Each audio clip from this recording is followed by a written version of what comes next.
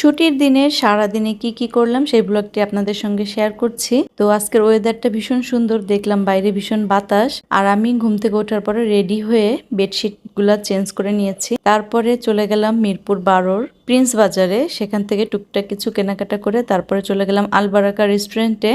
সকালের ব্রেকফাস্টটা সেখানেই শেষ করে বাসায় চলে আসলাম। বাসায় এসে কিছু গাছ লাগানো দরকার ছিল, সেগুলো লাগিয়ে দুপুরে রান্নার প্রিপারেশনে চলে গেলাম। দুপুরে রান্না খাওয়া শেষ করে একটু রেস্ট নিয়ে তারপরে আবার আমরা বিকালবেলা বের হয়ে গেলাম। বাইরে বের হওয়ার আগে ইয়ানার স্কুল ড্রেসটা আয়রন করে নিয়েছিলাম। আর এদিকে দেখি mister DIY 30% discount up to. তো সেখানে গিয়ে একটু দেখলাম এই গ্রাস কার্পেটগুলো কিন্তু ভীষণ সুন্দর, আমার খুবই ভালো লাগে আর খুবই সফট অন্য জায়গার তুলনায়। তো এখানে জিনিসপত্র দেখে তারপরে আমরা চলে গেলাম পিৎজা বার্গার, ফ্রেঞ্চ ফ্রাই এগুলাই খেলাম। খেয়ে দিয়ে বাসায় চলে আসলাম। ইনশাল্লাহ দেখা হবে নেক্সট আরেকটি ব্লগে। আল্লাহ হাফেজ।